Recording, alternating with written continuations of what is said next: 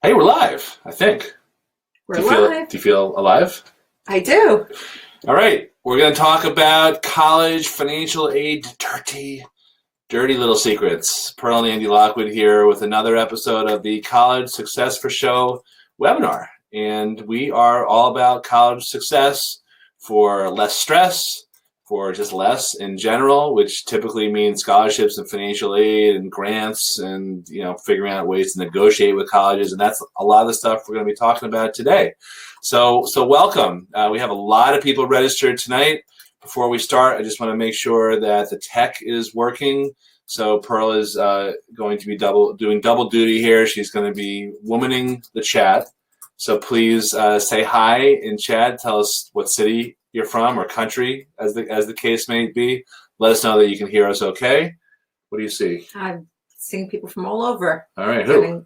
We see Kate and Gary. From? I don't know where Gary's from, but Chris from Texas, and Kate is from Massachusetts. And we have Sue from Long Island, and Jennifer, who's missed us the last couple of times, so happy to be back, and we're happy to have you. And because there's nothing better than hearing us say the same stuff over and over again. John from Minneapolis. All right. Nice crowd. Yeah. Okay, good. All right, so a couple just quick little housekeeping things. Pearl, just give your spiel about making if anyone has any problems hearing or connecting or whatever. What's that usually the cause? Or yes. What's causing that? Well, we recommend that you shut down all your other browsers, anybody else sapping your bandwidth, and we do recommend browsing this particular presentation in Google Chrome is your best bet. Are you paid by Google to say that? Nope.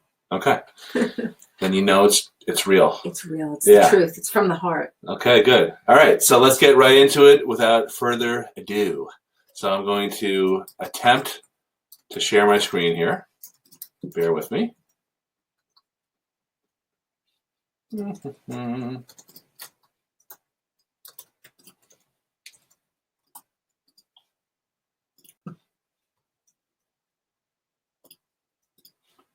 And there we go. So if you guys let me know again if you can see that, just type yes in chat, and then we'll be kosher. Okay.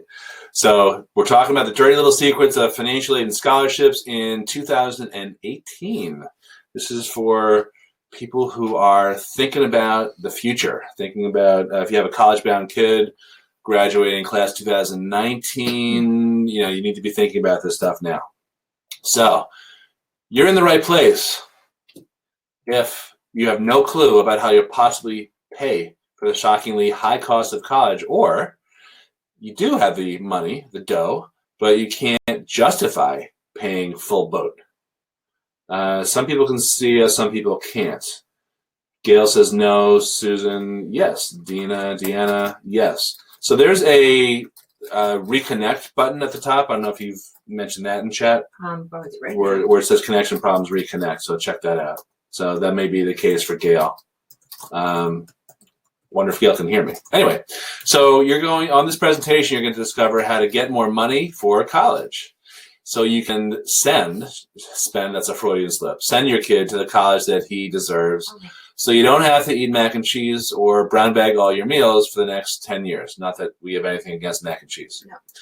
No. Just to connect the dots a little bit, the less you spend on college, this is kind of obvious, the more money you have for other stuff, like retiring, like paying off your mortgage or something crazy like that, like buying a second home, maybe a vacation home, or taking more vacations or going out, a boat. So the goal that we have in the next hour we're going to be spending together is for you to walk away from this webinar with a game plan that you can use if you choose to do this on your own for more money to get for college. And more importantly, hopefully you'll feel less worried and less stressed out. And maybe even you'll get a good night's sleep. Who knows? Wouldn't that be nice? That'd be nice for you, Pearl. It would be. So Pearl has odd sleeping habits, just in the family's defense. So this is actually late for her. This is in the middle of her typical first sleep. So you guys are very lucky that she's here. Anyway, here's the point, though. A lot of people, they go on these webinars, they or they don't, and they just kind of think, I'll get around to this sooner or later. And they wake up, and lo and behold, the kid's about to go to college in a couple of weeks or a couple of months or something. The problem is that if you keep putting this off until you're ready, this is what's going to happen. This is what you're going to turn into. Otis the drunk. Remember from Andy Griffith? I was going to say you may be dating yourself soon. Well, I think most of the people on this presentation are about our age. You don't want to end up like Otis the drunk, just like without a clue and behind bars. So that's even more of a reason for you to hear me now and believe me later. Pay attention to what we're going to say here. And please, if you haven't already, shut down all your browser, your other programs, your Facebook, your Netflix, even other stuff in your house that your kids or reluctant spouse or whomever might be using. That could sap the bandwidth. These presentations do take a lot of bandwidth. So we really want you to pay attention. We're going to be moving pretty quickly. Okay. Before we talk about what's going to happen or we get into what's going to happen, here's what's not going to happen. We can't make you an expert. We can't dump out 17 years of experience in an hour. But we are going to give you actual strategies that you can implement on your own. You will not hear the same stuff you've heard from your, guidance counselor, your high school financial aid night. This is different stuff. This is more about strategy and how people who think they can't qualify for anything can actually walk away with 5-figure awards, very healthy tuition discounts. I'm not going to promise you a full ride at every college that you apply to. You have to be a little realistic here. I think we're all adults and get that. Sorry. And last, this is a class. This is not a tease or some sort of pitch or infomercial. You can get a lot of information from this and our other free presentations. Most of the people, we had about 130, 135 registered for this presentation. The vast majority of people will never talk to. There's a handful of people who will be interested, usually. We expect this in working with us, maybe some point in the future. And if that's you, of course, that's okay. We'll tell you about how you can do that at the end of this presentation, but it's 99% content and then 1%. Here's how you can potentially explore a working relationship with us together. And that's only at the end. That's only if you think I did a good job. Because this is what we're talking about. We're going to go through this for the next 17 hours. Good? Buckle up. Yeah. So if anything could wake Pearl up, this is it. This is exciting stuff. No, I'm kidding. We're going to simplify this as best we can, again, with the idea or goal that you will feel less stressed out about all this stuff. For those of you who are new to our community, and that's a lot of you on this presentation, we are college financial aid and college coaching or admissions consultants. We are local to the New York area, but I think about 30% of our clients are from other states and even other countries. We've written 3 best-selling books. Pearl personally files a couple hundred minimum financial aid forms every year, so she knows this stuff inside and out. So you're in for a real treat if you want to learn the nuances from someone who knows this stuff in her sleep. Not that you would work in your sleep, but she does dream about this stuff sometimes. And frankly, we have clients from all walks of life. We've all kinds of situations. We have a lot of people who can't qualify for need-based aid. We're going to have tips for them. We have a lot of business owners. We have a fair amount of divorced families. We have a lot of student athletes.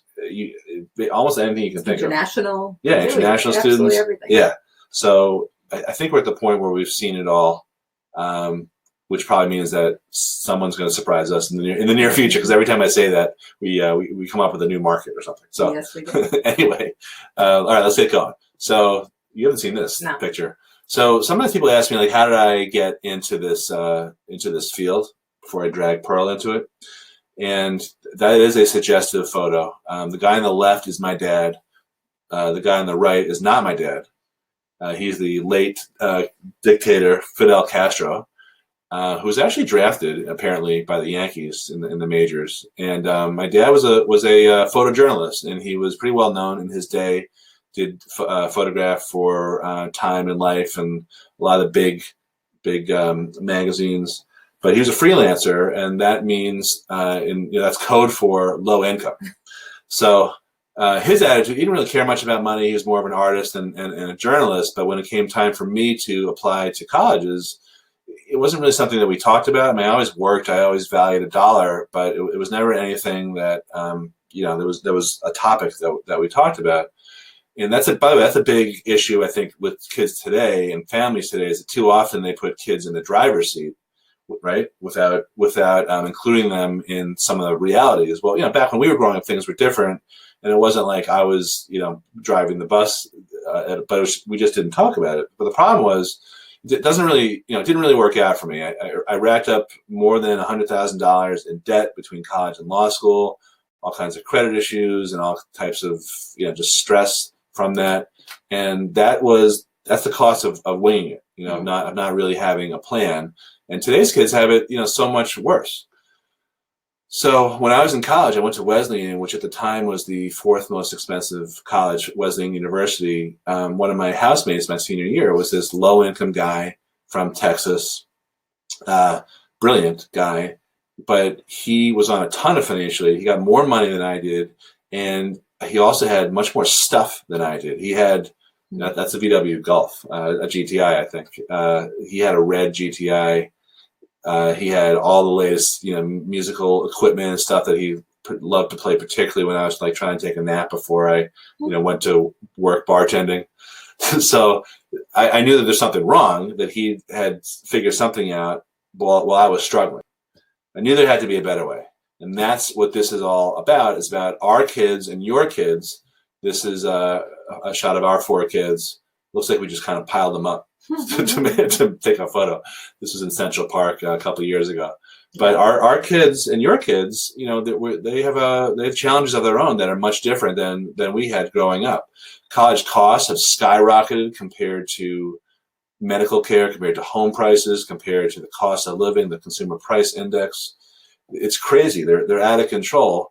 Student debt is like $1.4 trillion. The average student debt load is $33,000 and climbing. Anywhere from 10 to 25%, depending on the study, are in default.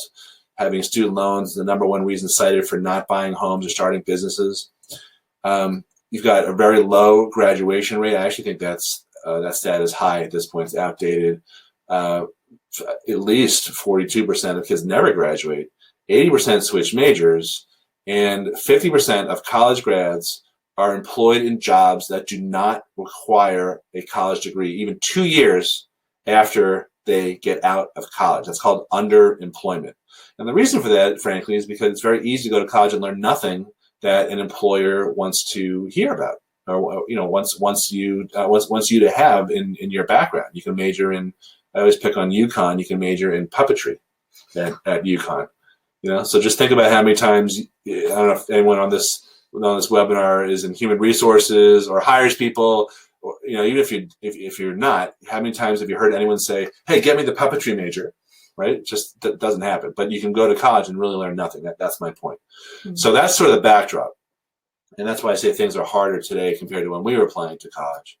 So today we're just going to be focusing on the money aspect, how to get more need-based financial aid or merit-based financial aid. And we'll explain what the difference is. Key mistakes to avoid at all costs. Pearl's going to weigh in on those because she sees those all the time as she's filing form after form after form. And we're going to talk about how to make colleges compete with each other, because when colleges compete against each other, for you, you're the winner. Maybe one of the colleges wins, but you're really the winner. So let's start with a few myths. 5 myths. Number 1. Financial aid is only for low-income families. That is a myth, because most aid actually goes to families who earn 6 figures, flat out. That's just the way it is. And when I say aid, I mean everything. It's free money, grants, and scholarships. And sometimes it includes loans also. But it's really, colleges would rather give money to 6-figure earning families because they don't have to give as much, and they want more 6-figure earning families because of their own budgetary issues, their own deficits. So that's the reason for that. Myth number 2 is the forms are straightforward and easy. Now, maybe to someone like you, they are. I was having breakfast recently with an accountant. Actually, someone who works for the accounting firm that we use. And she was talking to the whole group. It was a networking thing about how she hired us because she got to the CSS Profile form. She's like, forget it, I'm not doing this, because it's a lot even for accountants to deal with and to be, I guess, comfortable that they're not making mistakes. And up on all the nuances and all the little rules that are particular to this unique world of financial aid. And changes. Yeah. Exactly. Which we'll talk about. Right. Third myth is that your guidance counselor can help you. Now, in our position, we hear a lot of people kind of bashing guidance counselors and all that, which I think some of it's deserved, and frankly, some of it's not deserved. And I think the main culprit why people's expectations fall short is because I think their expectations are too high. The average ratio of guidance counselor to student is something like 400 to 1 in most parts of the country, even a little higher somewhere. On top of that, like Pro just mentioned, and I just mentioned about CPAs, they're not trained in the nuances of the financial aid area. So you can't really expect much of them. Now, by the way, there usually are a couple of guidance counselors on these presentations because they're trying to deepen their own knowledge about this.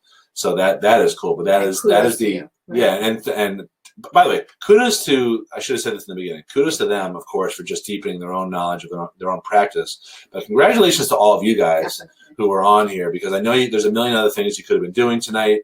There's all sorts of distractions and kiddie things and programs on TV or whatever. But this is really important stuff, and we're glad you're here. This is our favorite thing to do. It's no place we'd rather be. So 100%, we're happy to have you here.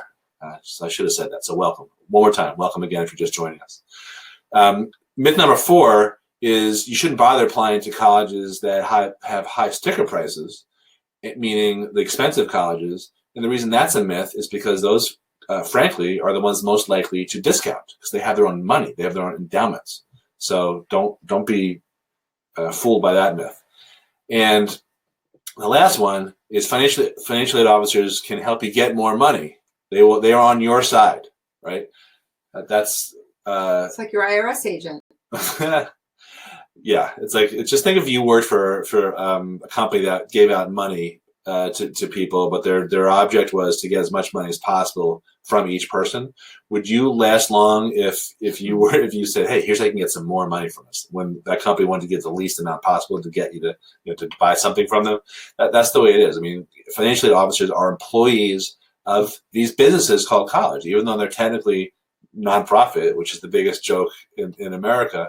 They actually are businesses, and they need your money because they have their own payroll to meet. They have all the latest amenities that they're constructing for kids, the rock climbing walls, and who knows, the 5-star dining facilities, all the necessaries to get you ahead in life. Yeah, the country club amenities. Right.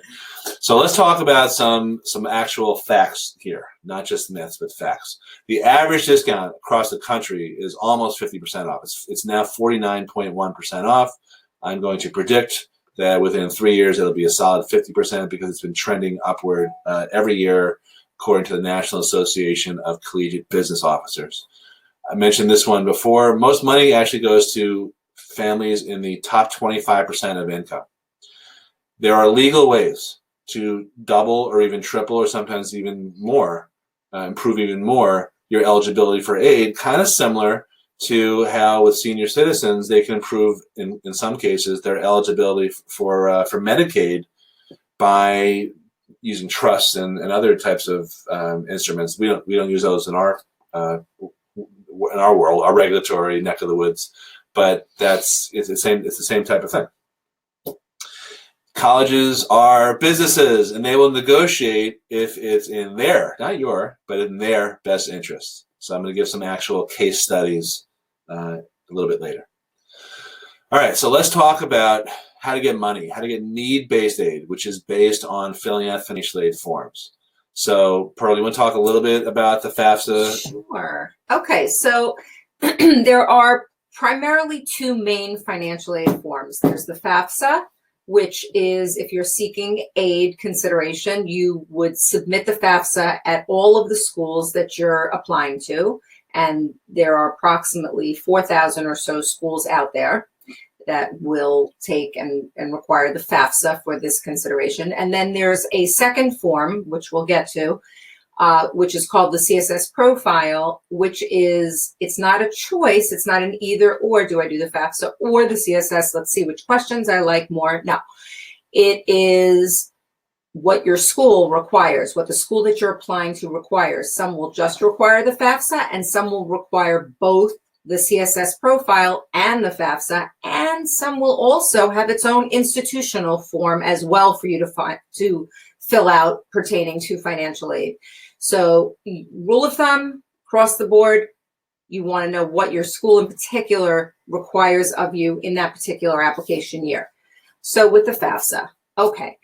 The FAFSA has about 100 or so questions compiled of your metrics, how many kids you have in school, what your income is, what you have in savings. And within those categories, there are some nuances and rules that some may seem counterintuitive. For example, with respect to your income and how it's measured on the FAFSA, it is not just your adjusted gross income. It's not just your W-2 wages and or your line 12 or line 17 business income, as the case may be, but it is also all of your untaxed income as well that gets added back into your income at large for the purpose of this formula, for the purpose of the FAFSA. Okay, what I mean, for example, untaxed income would include your retirement contributions in the given tax year. So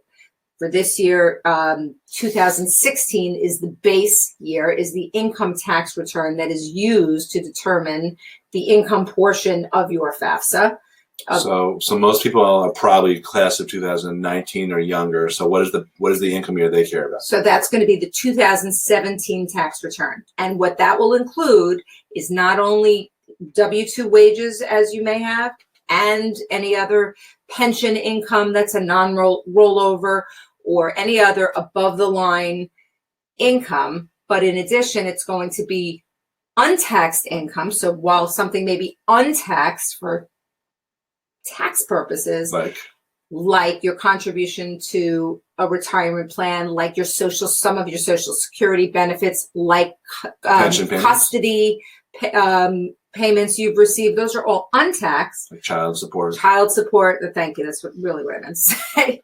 And the list goes on. Your HSA contributions, there are many, but whatever they are, they get added back into your income. And so that may be a different number that you thought you were working with. Okay, so we have income as one part, and then we have assets. Which assets? Well, first, timeline. The assets for the FAFSA need to be true as of the day you file the form. So we have two different time periods in this FAFSA. We have the income, which is from the 2 year ago income tax return, prior. And then we have the assets, which are true current as of the day you file it. So sometimes people ask us, is there a look back period in the financial aid process? And the answer is yes and no. Yes for income, no for assets. Correct. That's right. And which assets are we talking about? Are we talking about absolutely your house, your retirement? No, we are talking about there are certain assets that count on the FAFSA, and then there are certain assets that you own but don't count on the FAFSA and should not be included. For example, the value of your primary residence.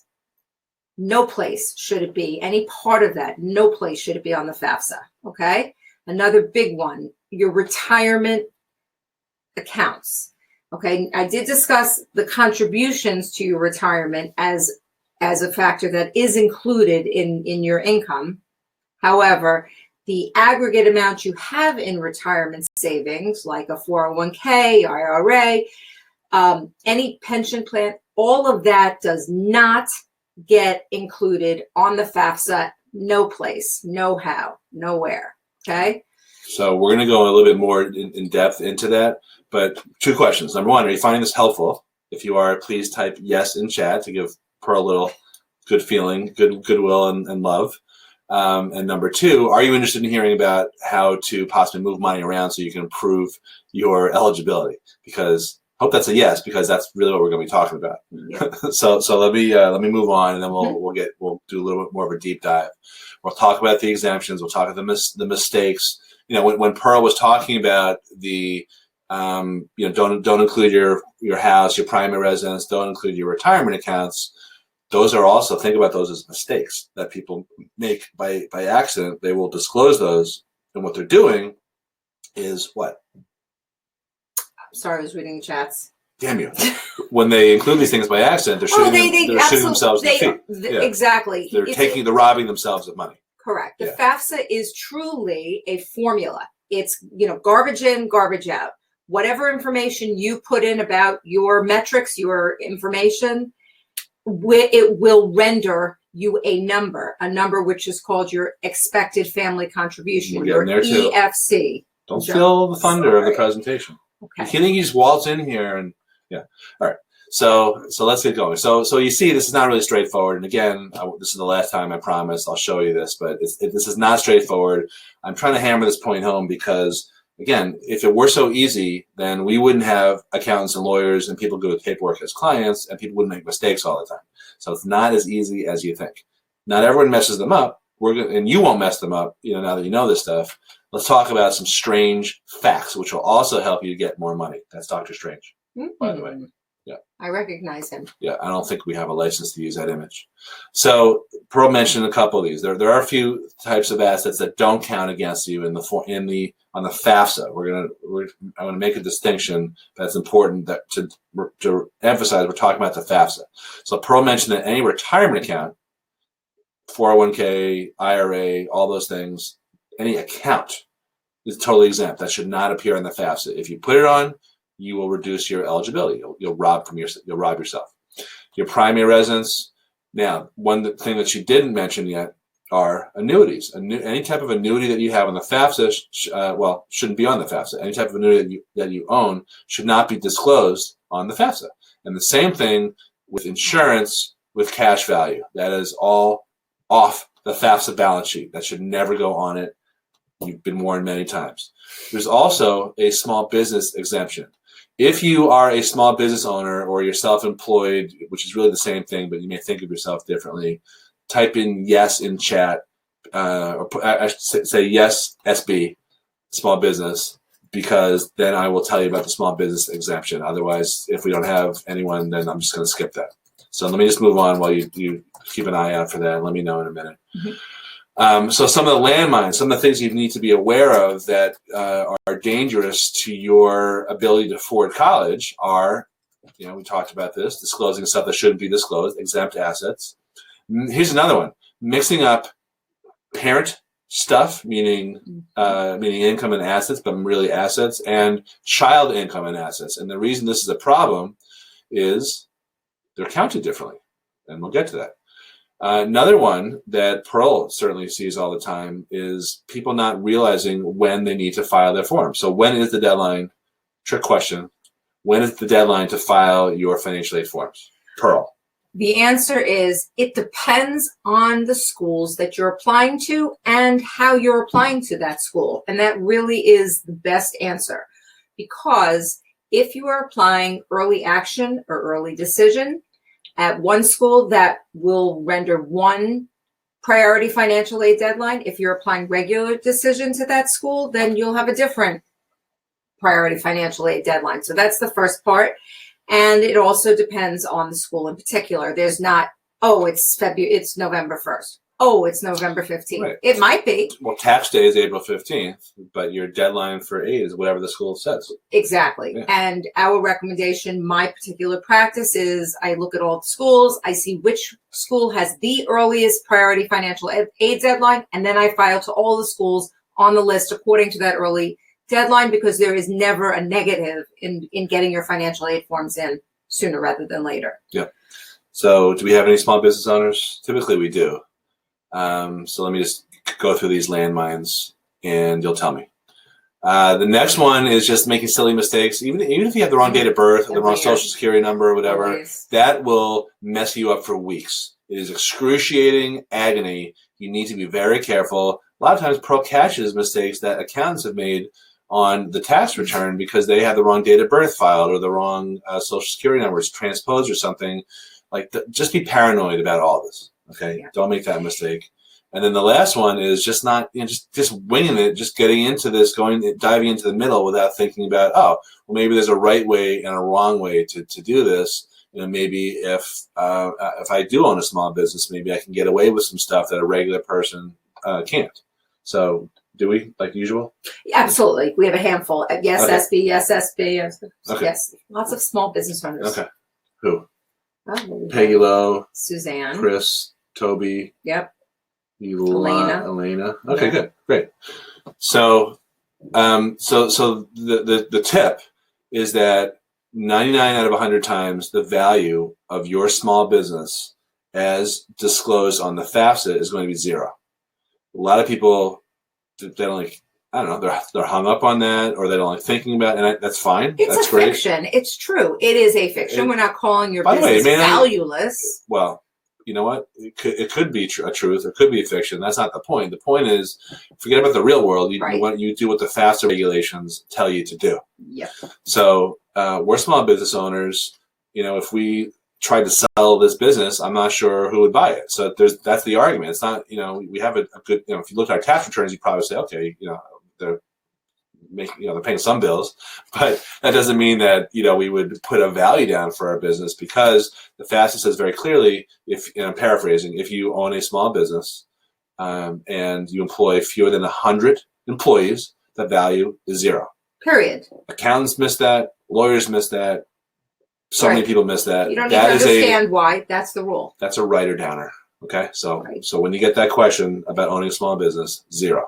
Correct. Even if it hurts your feelings. Exactly, and it's usually something that plagues a lot of small business owners. Not a lot. Not the putting the zero before they know that that's the rule. The struggling to come up with the value. Yeah. It keeps them up at night, and then when I tell them, like, hey, guess what? Let's go zero. Yeah. Yeah. I mean, we had a client who I tell the story all the time. So for those of you who've been, in our little college success community, for a while, you probably heard this. But her daughter applied to college. She did all the financial aid forms herself, and she got zero from really expensive schools like NYU and Syracuse and all that. Long story short, this was the mistake that she made, and Pearl corrected her forms and rushed them in. And instead of her getting zero and paying $70,000 whatever a year for NYU, which is where her daughter ended up, they ended up giving her $25,000 above and beyond the initial offer of zero per year. So she's going for pretty a meaningful over the course of a college career. Yeah, it's been 3 years where she's gotten what she should have gotten the first year had she not made that mistake. But in that case, we were able to correct it. Okay, so let's talk about the child stuff.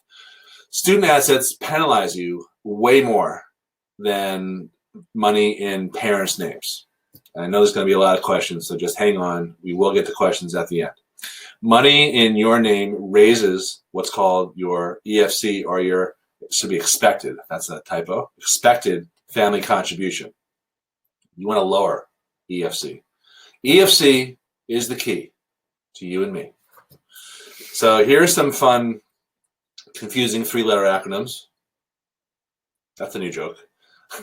That's about it right there, by the way. I think that's funny. Yeah. So we're not going to talk about all of these, but the main one is really the expected family contribution. This process is so overly complicated. The Department of Education and the geniuses, who make up these regulations, who just sit in cubicles and just write this stuff, they don't bother to wonder what the effect of having all these terms, EFC, FSAID, IDOC, SAR, IRSDRT, and that's like, there's probably another 20. I think it's a confidence booster for those in the field that get to use them. Just to say the word EFC makes you feel important. I've noticed that about you. Particularly with the IRSDRT. IRSDRT, because it's a double acronym. Nice. It's a twofer. Yeah. So getting back to the stuff that could actually help you, let's talk about the simplified version of the EFC. Now, Pearl mentioned before there's all these factors, but here are the main ones. There's parent income and student income, and parent assets and student assets. Okay. Here's the area that can help some people on this webinar. Student assets will raise your EFC by 20 or 25%.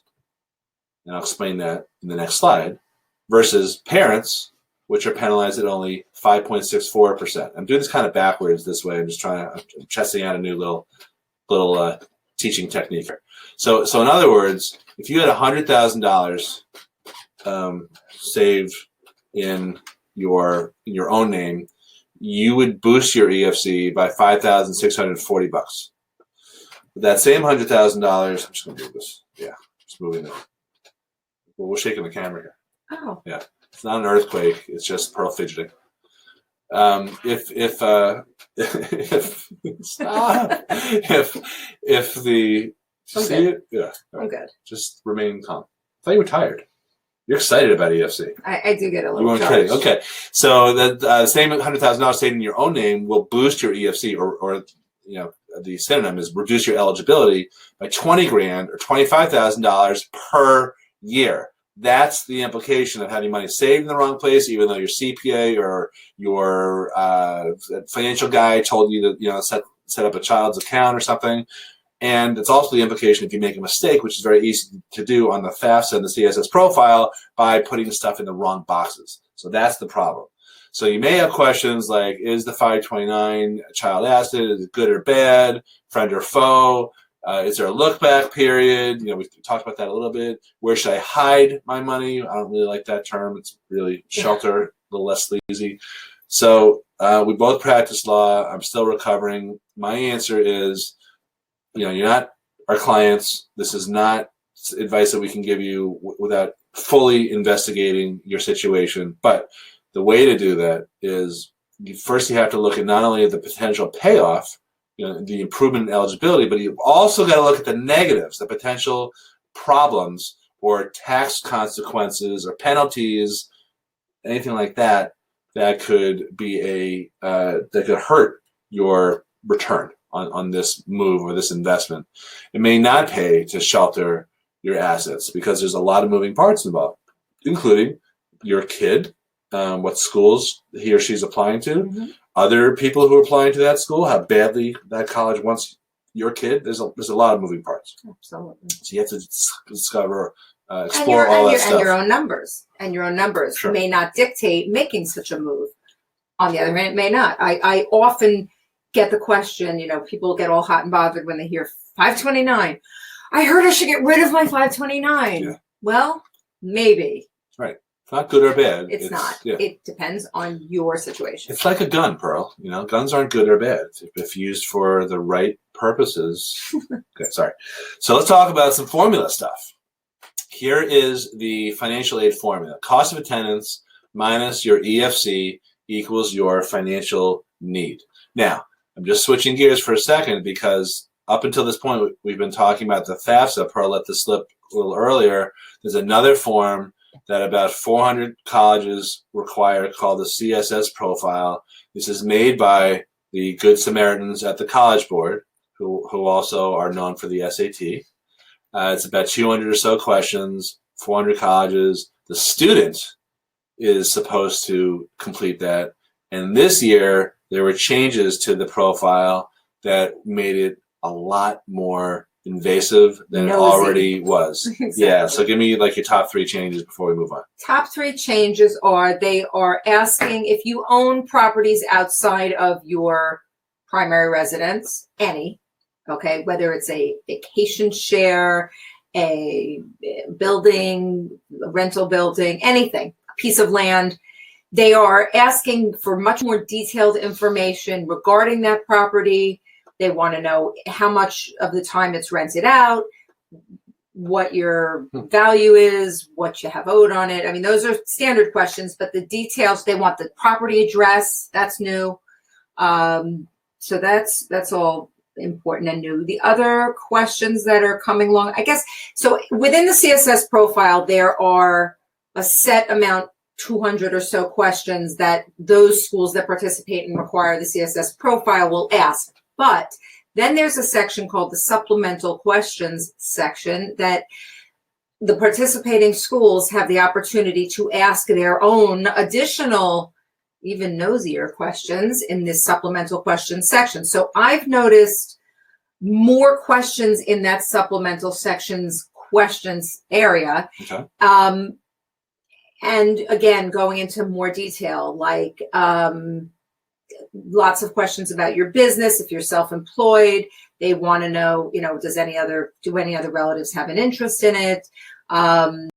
What percentage, what your investment has been in that. If you own life insurance, what the cash value is. So we're finding just nosier questions about relatives, any other source that they see that you could possibly use to pay for college. All right. So even before these changes, the CSS profile, like a lot of people would say the FAFSA seems relatively straightforward, and I don't argue. I'm just with that, because it's not so much the appearance of it; it's the regulations behind the FAFSA.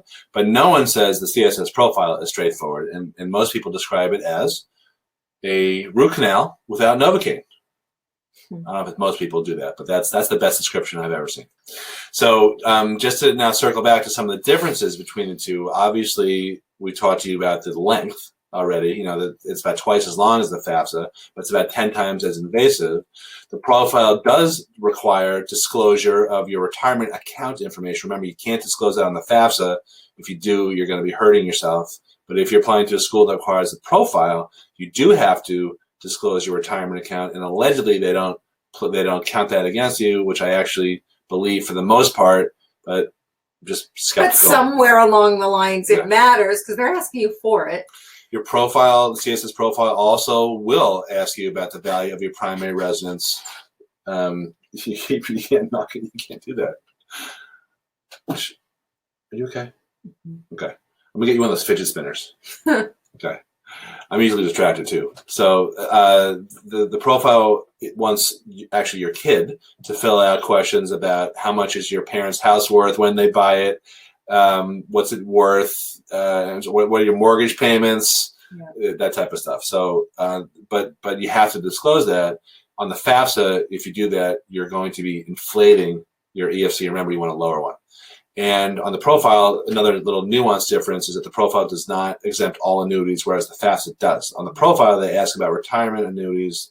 They tell you those are exempt, but if you have any non-retirement annuities, those do penalize you, and those should be disclosed. So that's a nuance. There's other nuances. Those are some of the highlights. I don't know. Yeah. More typical ones. Okay. Sure. And then Pearl already mentioned the supplemental questions. There's all sorts of crazy supplemental questions on the profile. So let's talk about the actual formula in action. So let's say the cost of attendance at a college is $60,000 and your EFC is $30,000. So you're showing financial need of $30,000. Does that mean that you get all of that covered?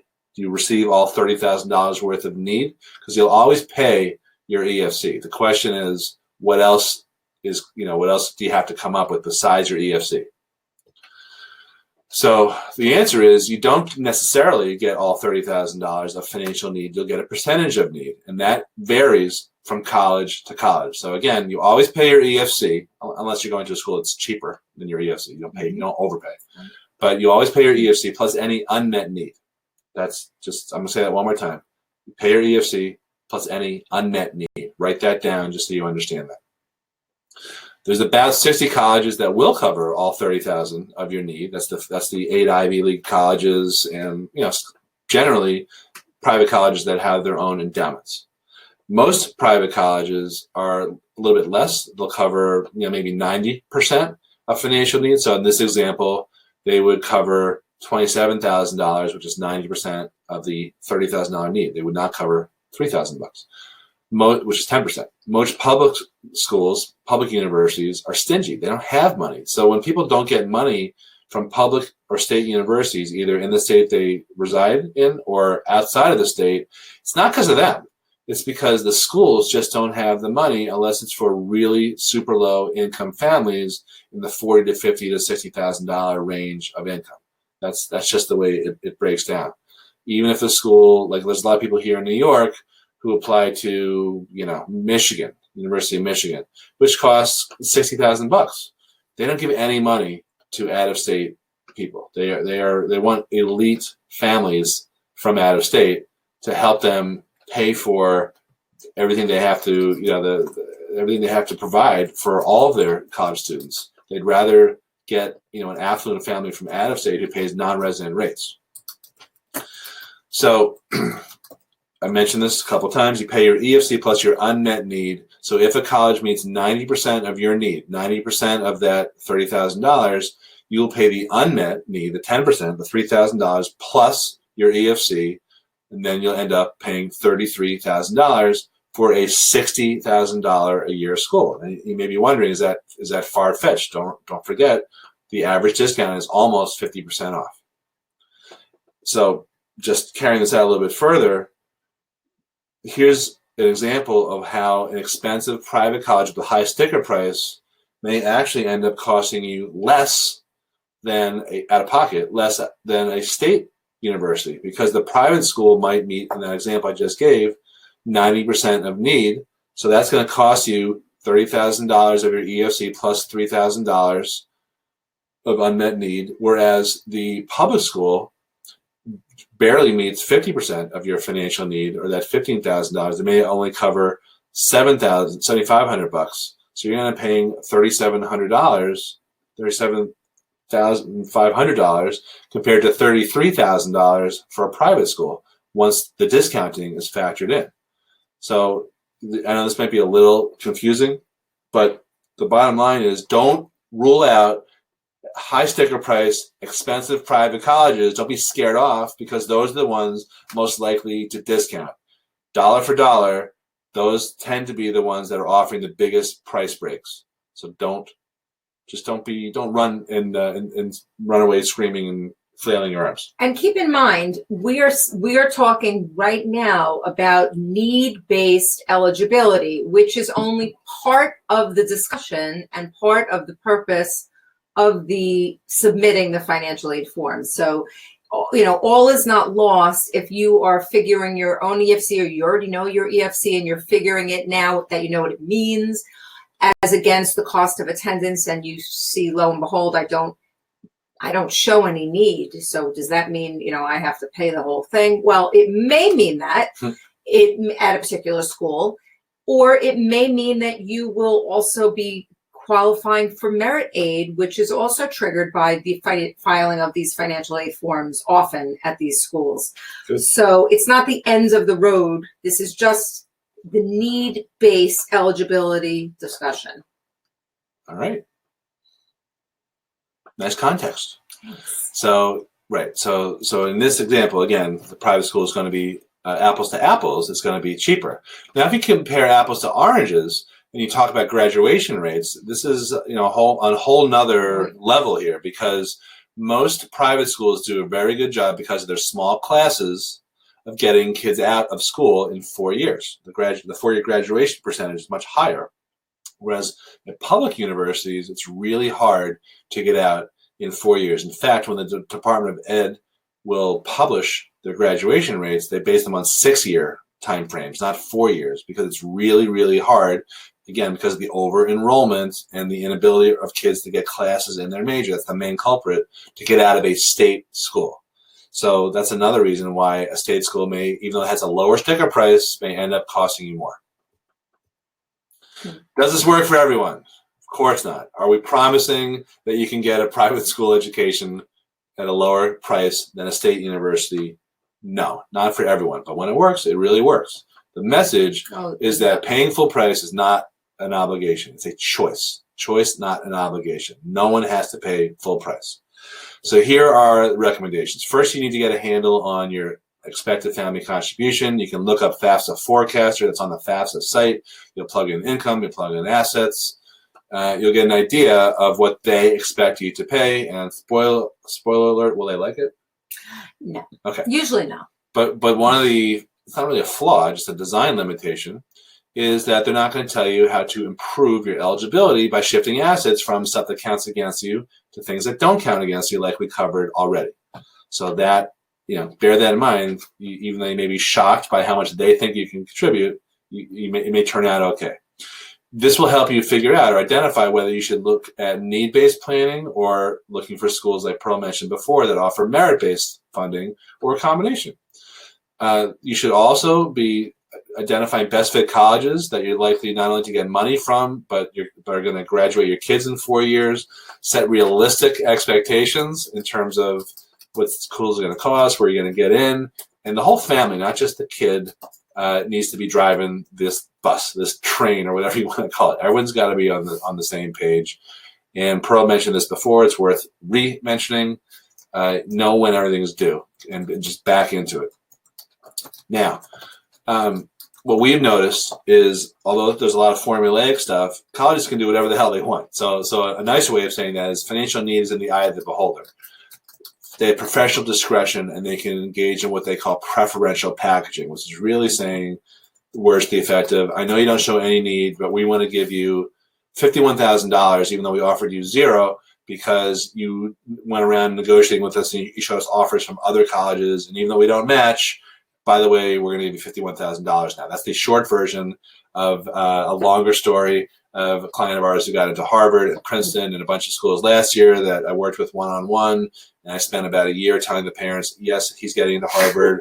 I don't know, if he doesn't, I don't know who does. Okay, so that was the college coaching component. But the money aspect was the dad's a dentist. He works in New York City. Parents do not show any financial need, and they got zero until other offers started coming in, and Harvard started feeling nervous about losing it. And then they negotiated, even though they say, oh, we don't match. They actually literally said that. Very nervous. They literally said that, we don't match. And I'm just telling you that story because it's a funny one and you'll remember it, but it doesn't usually work that well at the super high aspirational Harvard type schools. It usually works better at the easier to get into colleges for need-based money and merit-based money. Quick example, here's an offer from a few years ago. A client of ours who was offered $23,000. It's never a round number. It's always a crazy, formulaic number. This way it looks like they really thought about it. Added special. See, I would have said the opposite. To me, it was just random. Yeah, but initially he got $23,518. We negotiated it. He got up to $53,000 and $53,540, which was an increase of $30,000 plus. That was USC. Here's an example from Penn, where we went from an initial offer of $18,500 to $27,250. Do you know who that is, by the way? This is an old one. He's up in Connecticut. I know exactly who it is. Okay. Yes. And here's a client of ours who was a customer. Actually, she invested in our College Success for Less toolkit, and she followed our advice at Siena, and they gave her another $2,500, and it's going to be per year. So it's a $10,000 swing plus some extra money that she was looking for. So they don't always give their highest and best offer, and we're going to show you how to improve these offers if you want to hear it, if your hearts are strong. One thing you should know about financial aid letters is they're not that easy to decipher. Some colleges will congratulate you almost for getting a loan, but that's not really anything to be considered an award. So just be careful how you read these things, and don't just accept the award if it's not adequate. Always try to get more. So here are the 5 steps to improve a crappy financial aid award. First, understand that it's not a final offer. Colleges negotiate. A lot of parents just don't even bother trying. So if this is news to any of you, it usually is for a lot of people on these presentations. Now you're in the know. You should feel a lot better. Colleges will negotiate. They don't always give their highest and best offers initially, even though all the rhetoric on their website says that. You need to come across as being on their side, which I know sounds kind of funny, but you don't want to say, give me more money. How do you justify what you're charging me? It's got to be more like, you're my top choice school. Please help me come there. We're being forced to consider these other offers only for money. When your kid goes and eats dinner at someone else's house, and you hope when they're off and about in the world like that they are acting on their best behavior, it's not different here. Okay, keep that in mind. You want to keep your, you put your best self forward in these letters, and you want to be more genteel than. So that is a good point. And the other point that I was thinking as you said that is that sooner or later, every analogy that Pearl makes involves food. So that was going to eat at someone else's house. Oh, that was a peripheral point, but okay, it's just fine. It's a talent. It's great. You can make anything relate to pizza or I like pizza. Hey, I love pizza. So if you have information they don't know about already, Don't rehash stuff they know. They know that you live in a zip code that has expensive houses and property taxes. That's not going to be helpful. But they may not know about, medical expenses that were out of hand because you weren't reimbursed for something, you got really sick, or legal expenses because you got divorced, or unanticipated loss of income, you got laid off from your job, which happened since you filed your tax returns 2 years ago. Those are new things that bear on your ability to pay for college. That's new. And my favorite, if you have another offer from a competing, a rival college, show them that offer and say, don't be adversarial. Say, listen, you're my top choice school. We're being forced to consider these other offers attached. That are legit. Here they are. Okay, so hopefully that was helpful to you guys. We're wrapping up. We're going to get to questions in a few minutes. I don't know if you've been flagging them. Okay, good. Yeah. All right, so the issue about getting, let's say you don't qualify for need-based aid, and that's a lot of people on this presentation. Typically, it's more than half of our clients. Well, it depends. The ability to get money that's not based on financial need has a lot to do with what schools you apply to or what pond that you fish in. And a lot of people are not willing to consider schools that are highly ranked, but the truth about rank is that it's very easily manipulated, and there's no correlation between rank and quality of education. And a lot of times kids will say something like, I worked too hard in school, I don't want to go to school like that with a bunch of idiots. My answer, or worse to that effect, my answer is, what, you're getting merit money because you worked your butt off. That's your reward for it.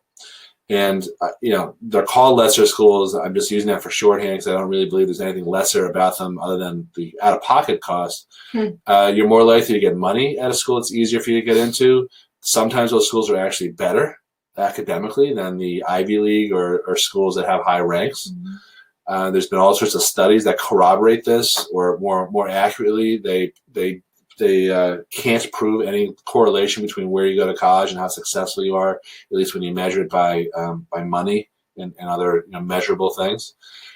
You should be thinking about, do you want to be at a school where you're struggling to keep up, where you don't feel like you're outclassed and you're insecure and you're miserable, or is it okay to be one of the smarter kids there? And were you gonna say this? Yep. It's funny. We did a lot of preparation for this tonight. So if you're thinking about playing the long game, people care about where you finish, not where you start. And that if you're going to grad school, it's probably easier to get into a top grad school from an easier undergrad. It's definitely cheaper because you're going to get more money from the easier undergrad. Easier to get into. Exactly. If you know you're going to grad school, or suspect. And so it is not even just a financial decision that you're going to be paying 2 times as much in the course of the 7-8 years, but you need to put yourself on a path to even compete for getting into grad school. Yep. Which means in certain cases, I can tell you, if you're applying for medical school, you better have a 3.8 or better. So if that's not going to happen for your student, if he or she goes to University of Pennsylvania, let's just say, and maybe if they went to a lesser school but got that 3.8, they are shoring up, right? They are shoring up a much better odds of securing that 3.8 and getting into grad school, specifically med school. And if that's what the goal is, don't forget, like we say all the time, it's not just about the 4 years. It's not just about the getting in and that's the end of the road. This is 40. A plan for your 40 years, for the rest of your life. Long game versus the short game. Good. All right. So let's just review here. The less you spend on college, the more money you have for retirement, paying off the mortgage, your second, buying another home, fun stuff. Yeah. I also want to throw in a quick note on taxes, meaning that specifically we have a lot of business owners who can't qualify for need-based aid because their income is too high. There's no magic number, but that and the other factors sometimes knocks them out of the box. So what they should be doing is the opposite. You don't want to move money out of your kids' names. You want to put money in your kids' names. And the issue that a lot of CPAs have is they don't understand the interplay between the financial aid rules, the Department of Education, and the IRS Department of Treasury rules, and figuring out which way to go. So we can't spend a lot of time on this, plus we're not accountants, but you should definitely be asking your accountants, is there anything that you know of that can help me cut my taxes, help me free up money for college? So there's these credits. There's a Section 127 plan, which allows you to pay for a certain amount of tuition for your employees. Definitely see your CPA. I just wanted to round out this discussion, but we can't get into the weeds here because it's outside of our sweet spot. If college is an investment, that indicates, in theory, there should be a return on investment. There really should. People gloss over this. I know. It's crazy to me. Sorry, I didn't even mean to interrupt, but this should be the first thing on everyone's mind. College is so expensive. What you're putting people, it's like a peripheral thought. Oh, I'm paying $60,000 a year. Oh, they got me. Oh, yeah. Wait. Oh, I should expect some return on that investment. Yeah, exactly. Yeah, of course you should. Well, it's a sleeping elephant. Like a lot of people don't really even and dare to have these discussions with your kids sooner rather than later. It only gets uncomfortable if you don't control that conversation. The outcome that should happen is you should help your kids be prepared for the greatest amount of success, not just college success, but post-college success. And again, it's about the next 40 years. Please don't wing it. Please be strategic. Please have these conversations. Please think about this stuff. You've made it this far in the webinar. What's next? If you want help with getting scholarships and grants and negotiating with colleges, a lot of stuff we talked about, identifying best fit colleges at the right price, helping your kid get in, even if he or she has the same grades and the same scores as thousands of other competitors, there's really two choices.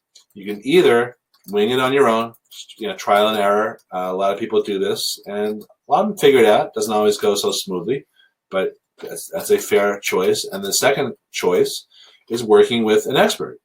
And just imagine how great you'd feel if you actually had zero stress about whether you could afford college or whether your kid could get in anywhere decent, and what would it be worth if you didn't have to be the one screaming at your kid and hounding him to get everything done, or you didn't have to toss and turn at night wondering if you screwed yourself out of money that you are otherwise entitled to.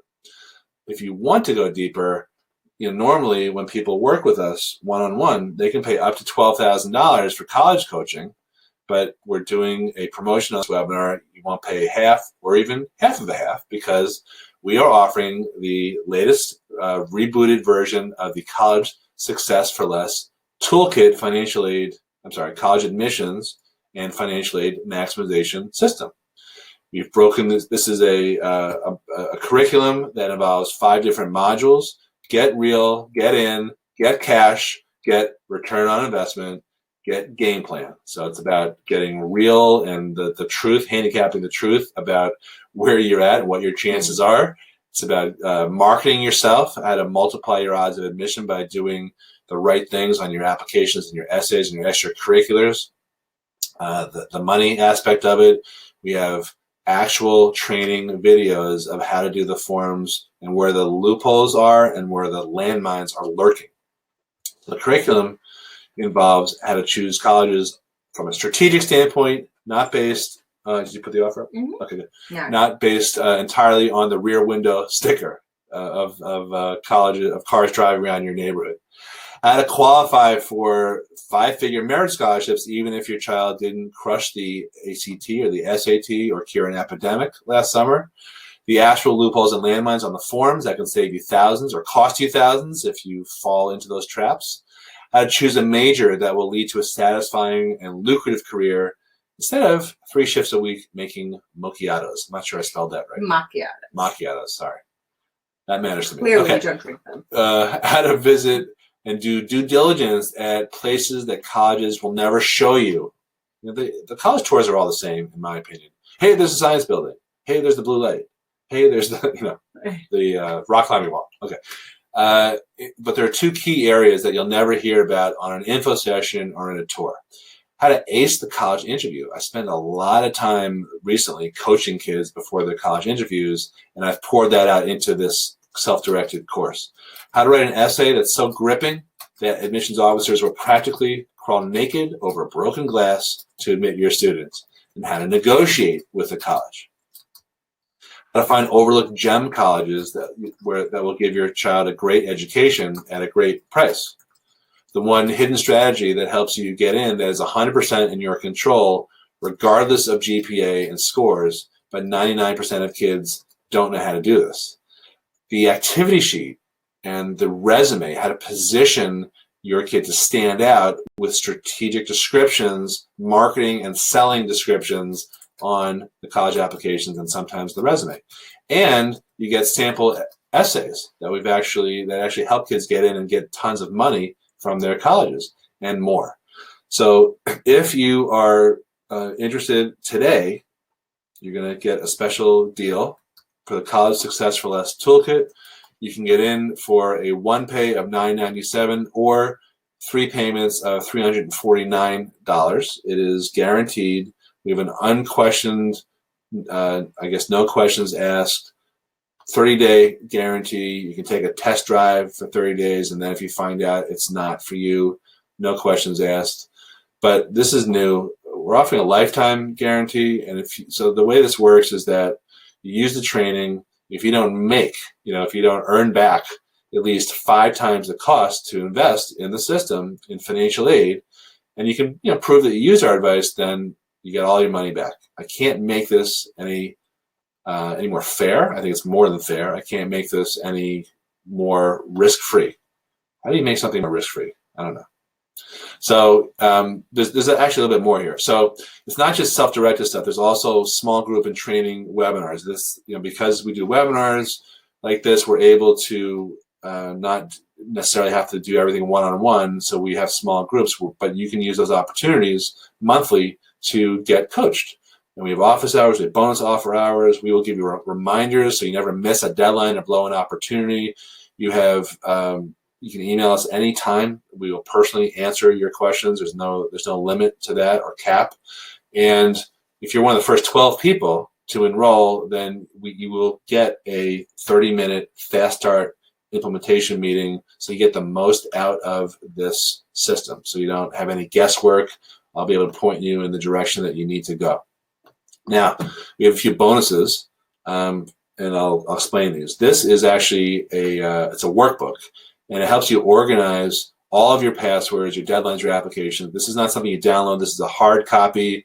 It is a fairly substantial workbook that gets mailed to your door, and you'll be able to keep track of everything. This is one of the biggest problems that parents have had consistently. It's like they lose track of their passwords, right? I mean, how many times are you resetting passwords for people? So this took me about 3 years to make, and this is the second iteration of it, and I've gotten great feedback from it. Everyone gets this bonus also, which is a proprietary college planning software, which is like Naviance, except it addresses the flaws that Naviance does not, that Naviance has.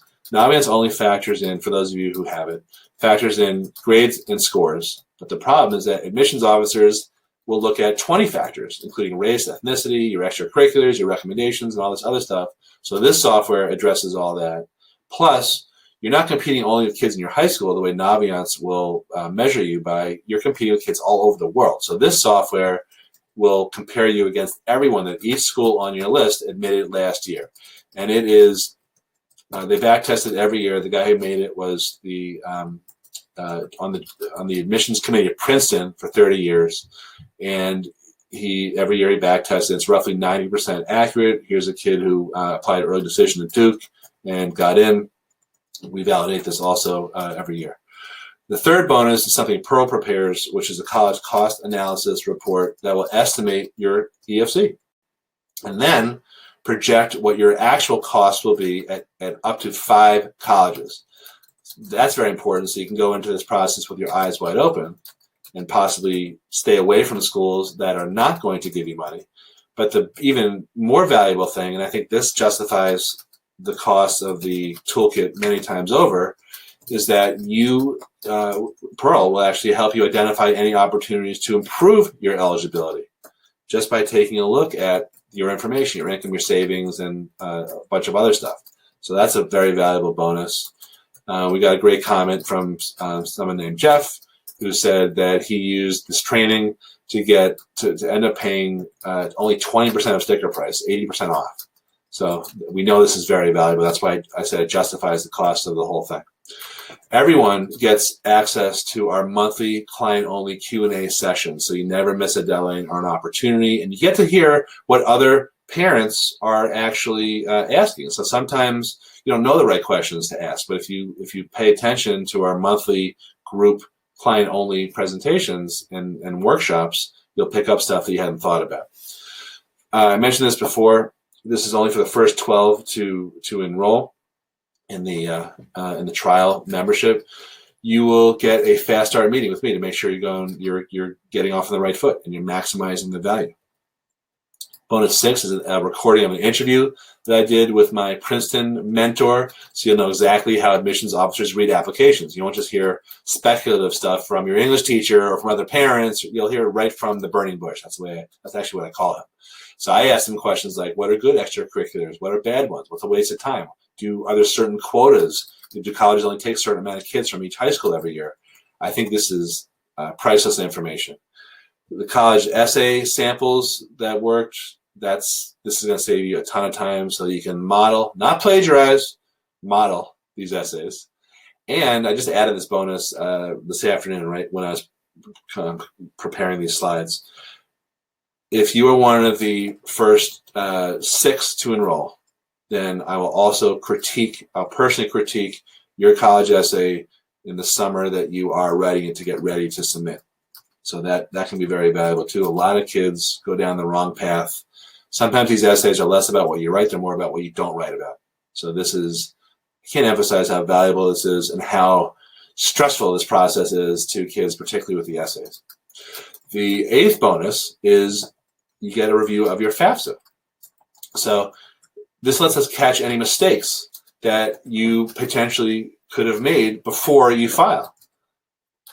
That could be worth, again, many times over the cost to invest in this system also. So I think this is very valuable too. We're trying to make this a no-brainer.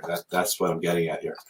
If you're local, this is very valuable too. If you are a Toolkit member, you get to go to one of our implementation boot camps, which is basically an opportunity for you to drop your kid off, confiscate his phone, or we'll do that, and they have to crank out their applications and essays and get their questions answered and brainstorm with the other kids. We did three of those last summer. They were all great. We had about 15, 16, 17 kids at each one, and we got incredible feedback, and you are absolutely entitled to come if you are local to that. It's to us. So just to summarize, the Toolkit College Success for Less Admissions and Scholarship Maximization System is 5 modules. It's more than 30 hours of content plus live coaching and plus these workshops and unlimited support. You can get going for as low as $349. It includes the workbook organizer, includes the software, includes the college cost analysis report. It includes the monthly Inner Circle membership where you participate in our group coaching and get your questions answered and get coached yourself. A fast start meeting if you're one of the first 12. You'll hear the interview with my Princeton guru. You'll get sample essays to help you overcome college essay writer's block. You'll get the certificate for review of your FAFSA or your letter of appeal if you want help writing your letter to get more money. And I didn't mention that here, but you also, if you're one of the first 6 to enroll, you'll get the essay critique. That's a real fast action bonus. And then last, you're invited to one implementation boot camp, and we charge $2,000 per person last year. You're entitled to come for free if you enroll today. So the deal is, if you're watching this on replay, if we manage to replay that and you don't see the button, you can go to cs4lsystem.com. That's the College Success for Less system. But you've got to do that while you're watching this or today, because this offer is going to vanish as suddenly and as quietly as these knuckleheads. Remember these guys? We were just talking about the bottom one today, right? Whatever happened to Ryan's Priebus? Oh, he's a contributor on. Is he? Yeah. So okay, well, he didn't really contribute much to me. So okay, so now we're gonna just come back live here, and I know there's a lot of questions. I see you typing.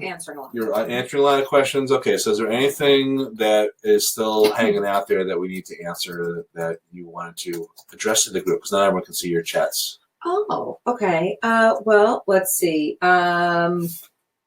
We had some questions about wanting more about how the 529 is treated. Okay.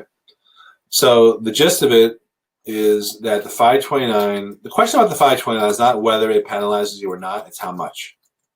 And most colleges treat it more benignly as a parent asset, but you're still losing 5% in change.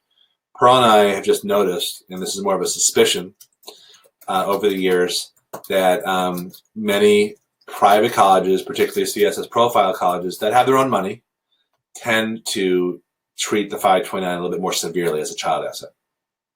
So it's kind of it's a depends answer, but it definitely penalizes you one way or another. However, if you make $1 million a year, and we have numerous clients who make that or close to that, 529 is great. Very helpful. Yeah, you get the tax break, and you're not going to qualify for need-based aid. Yep. What else?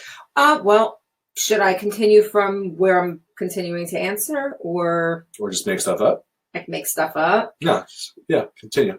Okay, so does your and EFC? Who's asking? You got to give people credit. Kate asked, does your EFC include student earnings and possible loans, or would those items be part of the unmet need you have to pay in addition to EFC? Well, income is penalized at 50%. Counts. Yeah. Loans are not income. Unfortunately, yeah, does not help you. Well, it's fortunate. Loans are not income. No, it's not income. It's not income, but it doesn't assist you in the fact that you have to pay them. Does not assist you. It does. You don't get a break for the fact that you have them either. Is that what she's asking? I wasn't sure that's how I took it. That's actually how I took it. I took it as, do we get any credit for expenses we have? Okay. Well. Okay. So I'm going to give another esoteric answer, which is probably not what you meant at all. But I just want to, again, just to demonstrate how nuanced, not ridiculously complicated, but nuanced this process can be. We talked about 529s. Generally, 529s are owned by the parent and the kid's the beneficiary. Sometimes grandparents have 529s. Anytime, so that doesn't appear on the FAFSA at all. Right. However, this is the catch, and this is the tie-in. When that money goes from the parent to the school, whatever amount that is, let's say they sent $20,000, $10,000 of that is considered child income for FAFSA purposes. So the next year, their EFC will be increased, which is bad, by 50% or $10,000. So that's an esoteric question, but that is considered student income, even though a normal kid wouldn't consider that income, right? Correct. Yes. Okay. Does offer for aid change each year? This is from Diana. What if you get $20,000 in year one, $5,000 in the second year? Yeah, well, this is something you want to know at the outset when you're getting that award letter. You want to know. There's no such thing as a 4-year award. Right. In fact, financial aid is applied for each year. Blessings and curses with that. If you have a 2016, if we're talking about this year, income that does not bear any similarity to what your current financial picture is, then that will require some explanation. We talked earlier about that would be very appropriate in an appeal to a school. But let's just say then a year later, you're applying for financial aid all over again, as we discussed with the 2019 graduates. 2017 is going to be the income tax year or the income tax that is used in the formula. And to the extent that your income is wildly different than it was the year before, will absolutely affect your award. Every year stands on its own. Okay. I saw a question from Kevin about if he purchases tonight, is there a time limit? So the answer is no. And actually, the earlier you get in, the better it is, because you can plan more. So he's got someone who graduates in 2 years. But remember, with the financial aid formulas, the income look back is actually 2 years. So no, that's we want to encourage that. It's not an annual thing. It's lifetime. We have a question from Ellery. This is a good common question we get. What if your child gets accepted to his or her early decision school and they come up with a lousy financial aid package, is basically what he's asking. Yeah. So that's why we don't love early decision. That's what's behind that question, because you don't have other offers. So you don't have leverage. I'm not a fan of early decision for that reason. I also don't believe it helps as much as the statistics seem to indicate. And the reason for that, not to go off track, is that there's a lot of self-selectivity in those early decision applicants. There's a lot of recruited athletes and legacies and people who, they're mixed in there anyway. So I don't know if it really helps as much as colleges think. Kids get very uptight about, applying ED because they want to get into their dream school, but the cost can be that you're not going to get the best financial aid award that you otherwise would have gotten. And sometimes we're successful in negotiating early decision awards or more accurately, pointing out mistakes or other considerations, but we never have other offers from other colleges, and that's a big deal in our book. Anything else? No, I'm answering the last question that came in. I'll just answer generally, but basically, someone had asked, well, if my untaxed... Do you want them to be anonymous? Give them credit. People like Romper. Okay, Jeff is asking about his untaxed I see Diana. I see disability Nancy. income. So while disability income is untaxed, and while it may not appear on your tax return, and as we've explained, it does get included into the EFC. If you omit it from your FAFSA, then you're essentially lying on a federal form, which is criminal, not allowed. So I don't recommend that. And the reality is you're connected anyway. That is not the tax return is not the only place to discover where you get resources. So if you have a 1099 for that disability income, which I'm guessing you probably do, that's another tip off to that income, and you definitely don't want to be caught. Either way, it will get righted against you, and you certainly don't want to, be untruthful on a federal form. Yeah, that's good advice. I've noticed it's bitten a few people lately. Not being truthful? Not being truthful or just skirting things, yeah. Yeah, we recommend staying out of jail. Right. We recommend not sexually harassing any Anybody. underlings. We had a little bit of issue, that type of issue here at our firm when Pearl was, I had to blow the whistle on her. So politically correct. So yeah, okay. Anything else on that note? Because I think we've taken up everyone's time. Okay, good. So if you have any questions on that page, on the page that you can go to here, we also offer coaching. Very limited number of people we can handle very limited number of people each time for that.